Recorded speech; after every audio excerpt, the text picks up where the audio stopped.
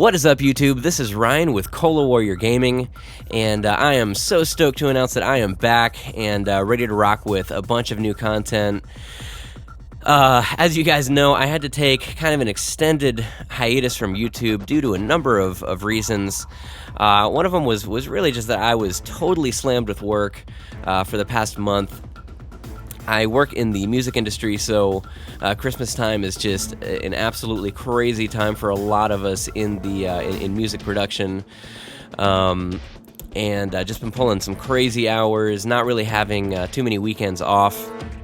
So just absolutely crazy here at the studio. And the other reason is that I actually haven't had a way to record really since our war with Invictus Prime. Or I guess before that, because the Buckeye City war, I really wanted to record, and I couldn't because I updated my iPhone to the new iOS and found out that the screen recorder that I was using is not supported by any of the new iPhone iOS versions. So once I updated, I tried opening up my screen recorder app, and it wouldn't open, and I did some research and found out that it was no longer supported by the newer iPhone iOS versions. So I tried a bunch of different things. I went so far as to go out and buy an Android tablet, and it turns out that the Android tablet had the wrong operating system on it. Couldn't install any screen recorders on that. I even tried rooting it, and I found out that the one tablet that I got was the one tablet that was pretty much impossible to root. So that was useless to me. And then I tried recording on BlueStacks on my PC, and I just wasn't a fan of the quality of video that I was getting from BlueStacks. It was like the sides were chopped off by black bars, so the aspect ratio wasn't quite right, and it wasn't the screen recorder I was using. It was actually the BlueStacks aspect ratio that just wasn't quite right. There might be a way to do it, I don't know. I tried a bunch of different things and nothing really gave me satisfactory results. So I just went ahead and dropped a bunch of money on a brand new Android tablet with Lollipop. And if any of you guys are on Android tablets with the newest operating system, you know that screen recorders are very easy to come by. So I found one that actually worked and gave me results that I liked. So if you guys notice, this video is notably higher quality than than my previous videos. There's no irritating little white dot in the right corner of the video. It's just clean. The aspect ratio is right. So yeah, and this is a lot easier with with my old screen recorder. I had to use a bunch of workarounds to actually get it to or get the video to work in my editing software.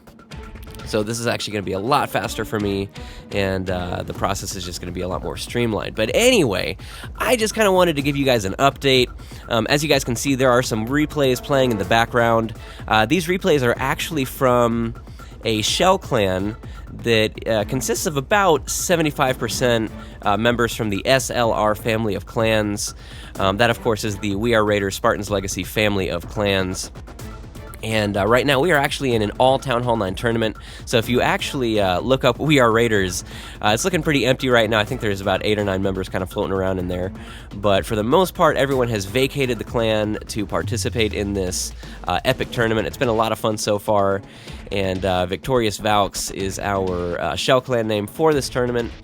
And we've already made it past the first round, first and second rounds, I guess.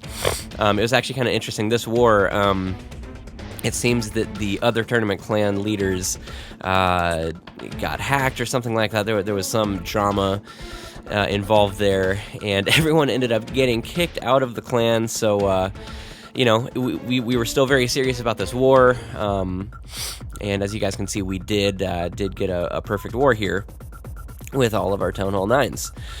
So this tournament's been a lot of fun. And I will be bringing you guys the final results in about a week or so. That's when the tournament is going to be over. So anyway, I just want to give you guys an update. I am going to be rolling out new content, hopefully on a daily basis. If not, then at least once every couple of days. War recaps. I really want to get more into strategy guides and stuff like that. So definitely be looking out for that kind of stuff to be coming on the channel soon. And of course, a brand new update dropped. My thoughts on that, pretty simple. I think it made Town Hall 9 a little bit easier. Not to say that it's super easy to 3-star max Town Hall 9s, that have good bases. Obviously, if you are in the, hardcore war scene, I guess you could say it's somewhat easy. But for the vast majority of players, it's still pretty tough to 3-star a well-laid-out max Town Hall 9 base.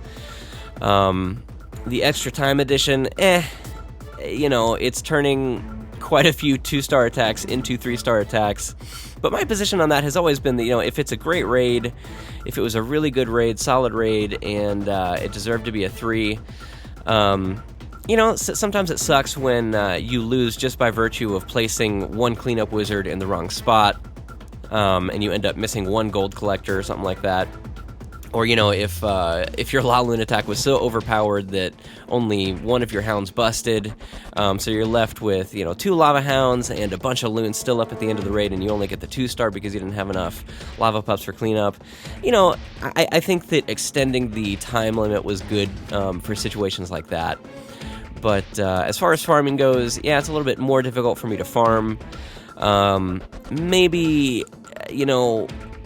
Maybe we just need to find the trophy tiers that actually work, because Masters was not working for me after the update. I was just getting destroyed by Town Hall 10s, and it was very difficult to hold on to Dark Elixir. It's a little bit better now, but whatever. The update pretty much didn't do anything for those of us in the war scene, so whatever. Thanks, but no thanks, Supercell.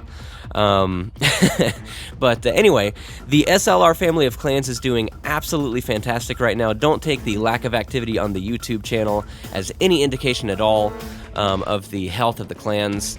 We have 4 clans currently. That would be Spartan's Legacy, We Are Raiders, and We Are Raiders Junior, as well as the SLR Lounge, which isn't really, a hardcore war clan. That's where our members go to just kind of chill out, let their heroes upgrade, etc., etc., etc. But all that to say, all of these clans are usually running 40-plus members, so we're just doing really well. Clan culture is just, great. Everybody's having a good time. And it's been absolutely fantastic. We've been winning pretty much all of our arranged matchups.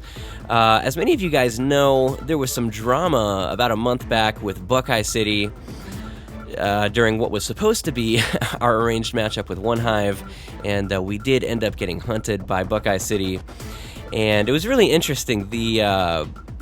I guess one of the leaders of Buckeye City, whoever runs their YouTube channel, basically ended up threatening us, blackmailing us, saying that if we maintained, if we kept up with the narrative that it was a hunt, then they would release something that we didn't want released, some screenshot or whatever. I'll just go ahead and tell you guys what they threatened to release in the event that we, maintained that this was a hunt. It's really just a screenshot that a spy had gotten of our clan chat, and of course the screenshot included the iMod or XMod symbol. I'm not sure which one it was, but that was provided to them by the spy that was in our clan. That was really unfortunate, but whatever, guys. That's gonna happen from time to time. We don't know exactly what prompted this individual to help Buckeye City, or to provide them with our clan chat. But whatever, that situation has been dealt with. The spy is no longer with our clan, yeah. So that's that. All that to say, if someone came to me, let's say from Buckeye City, and obviously we don't have the best, we are not on good terms with Buckeye City, for obvious reasons. But if someone from Buckeye City came to me with screenshots of their clan chat, first off, I wouldn't accept them, and second off, I would have the decency to tell the clan leadership at Buckeye City raids, that they've got someone in their clan that is aiming to cause them grief. Because what is said in a clan's chat should stay within that clan. Not that we have anything whatsoever to hide. We don't have anything to be ashamed of or anything like that, and that's why I'm being 100% transparent with you guys. Because we just don't really care. We are fair play, and we will be transparent with any issues that we have with closet modders or anything like that. But yeah, all that to say, I would never really participate in that kind of underhanded crap. So to Buckeye City, we do wish you guys the best. Honesty is the best policy. It's one thing to mod and be open about it. It's another thing, I think, to hunt fair play clans and then try to maintain that it wasn't a hunt. I mean, we have it from multiple sources, multiple reliable sources, and I won't say who, to protect their identities or whatever. I mean, I realize this is just a game, but whatever. But we do have it from multiple reliable sources that it was a hunt, and of course all the evidence points to the conclusion that it was a hunt, because it was well known that we were trying to war one hive, and somehow Buckeye City matched us with pretty much identical weights, so there's that. Moving on from that, I do want to address the issue of modding. It was also alleged in the Buckeye City Raids war recap that we had some closet modders in our clan, and of course, they were going to back that up with a screenshot provided by the spy that was in our clan with the iMod or XMod symbol on it. I'm not sure which symbol it was, but like I said, that situation's been dealt with. That was dealt with weeks ago. But all that to say, there are some other rumors floating around that I did want to address, and I should have put this video out a long time ago, but like I said, just, a lot of factors kept me from being able to do so. We are a fair play clan, and we are very intentional about it. We take some pretty extreme measures to ensure that there is no modding going on in all four of our clans. I can show you screenshot after screenshot of, chats that we have internally, different investigations going on at the same time. And a couple of them turn up things, most of them don't. So, there are some rumors floating around a couple of our Town Hall 10 guys that can fairly regularly 3-star other Town Hall 10s. And, guys, the best that we can do, we have done. We've asked for screenshots of battery usage from these guys. We've asked for, basically statements saying, yes, I don't mod. And, we've done everything that you can possibly do. And I trust these guys. I really do. One thing that I love about We Are Raiders is that it really does foster a clan community, a very cohesive clan community. So you really do get to know these guys. And I think that to deceive on the level that these guys would have to be deceiving us really takes kind of a sociopathic mindset. I mean, these guys would have to be lying and maintaining that lie in very clever ways on a daily basis. And I just don't really think that that's a possibility given what I know of these guys. So all that to say, we do our best, and we probably do more than most other fair play clans. Like I said, we even go so far as to request screenshots of whatever devices these guys are using to raid on. And that's not necessarily even for our sake, because, like I said, the leadership trusts these guys, and as a matter of fact, one of them is now in leadership. And we pretty much knew beforehand that this investigation wasn't really going to turn up anything, but for the sake of any other clans who are interested in warring us and want assurance that, we don't have any closet modders in our clan, especially at Town Hall 10, we did request those screenshots. And, like I said, besides that, you just have to be a pathological liar who, is basically a sociopath to lie to us and deceive us on the level that would be required to maintain something like that. So all that to say, guys, again, we are a fair play clan. We do everything in our power to make sure that we're a fair play clan. And guys, good attacks at Town Hall 10 do not mean that you're a modder. Yes, sometimes it's very obvious when a Town Hall 10 attack is modded.